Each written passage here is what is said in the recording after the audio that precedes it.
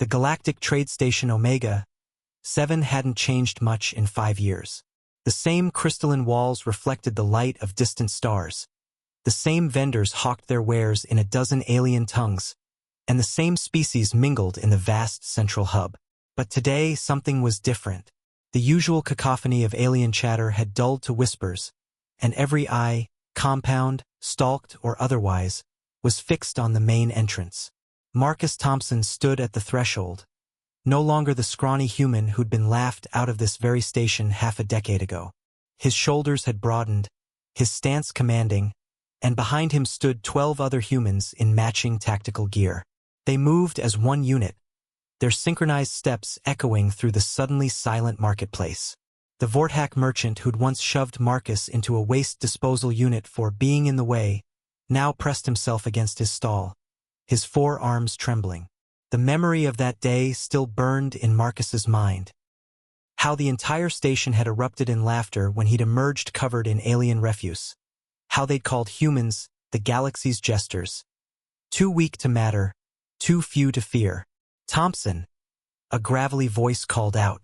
Commander Zix of the Krillian Empire emerged from the crowd, his reptilian features twisted in what might have been surprise or concern. The human who begged for transport work. I thought you'd crawled back to your dying world.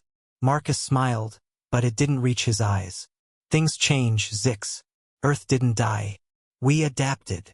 Behind him, his team spread out in perfect formation. Each human moved with predatory grace, their augmented muscles visible even through their gear. The aliens who'd once viewed humans as cosmic jokes now saw something else entirely. Apex predators who'd survived their planet's harsh trials and emerged stronger. What do you want? Zix demanded, his scaled hand hovering near his plasma weapon. Recognition, Marcus replied simply. 5 years ago, you all had your laugh, called us weak, pathetic, said we'd never amount to anything in the galactic community. He gestured to his team. We took that personally. The truth was elegant in its simplicity. Humans hadn't sulked or surrendered. They'd united. Every insult, every dismissal, every moment of humiliation had forged them into something harder. They'd pushed their bodies to the limit, enhanced their capabilities, and mastered technologies the galaxy had tried to keep from them. A Betazoid trader nervously cleared his throat. The embargo on human trade is over, Marcus finished. See, while you were all laughing, we were learning, studying your weaknesses, building our strength. And now, he pulled out a small device, and every screen in the station flickered to life, showing human fleets positioned at key jump points throughout the sector. Now we're the ones making the rules. The station erupted in panic. Aliens who'd spent years mocking human physiology now faced the reality that humans had turned their supposed weaknesses into strengths. Their adaptability, their pack mentality, their sheer stubborn refusal to accept defeat. It had all culminated in this moment. You want war, Zix snarled, but his voice wavered. Marcus shook his head. We want respect, fair trade, equal standing, everything you denied us when we came in peace. He stepped forward, and the crowd instinctively parted. But if you want war... His team shifted slightly, hands resting on weapons that hummed with barely contained energy. We excel at that too.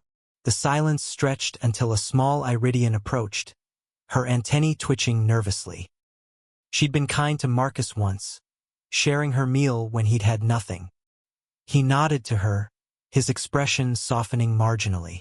The galaxy created us, Marcus announced, his voice carrying to every corner of the station. Your mockery, your dismissal, your cruelty, it all served to forge humanity into what stands before you now. We came as friends and were treated as fools. Now we return as equals, whether you like it or not. One by one, the aliens began to lower their gazes, recognizing the shift in power. The humans they'd laughed at had returned, not as conquerors, but as something far more dangerous. A species that had transformed humiliation into strength, rejection into unity. As Marcus led his pack through the station, vendors scrambled to offer their best goods. Authorities rushed to establish diplomatic channels, and the entire galaxy learned a valuable lesson. Never underestimate a human, especially one who's been laughed at. They have a tendency to return stronger, smarter, and with friends. The age of humanity had begun, and it started with 12 humans walking through a space station, heads high, as the galaxy finally understood what alpha truly meant.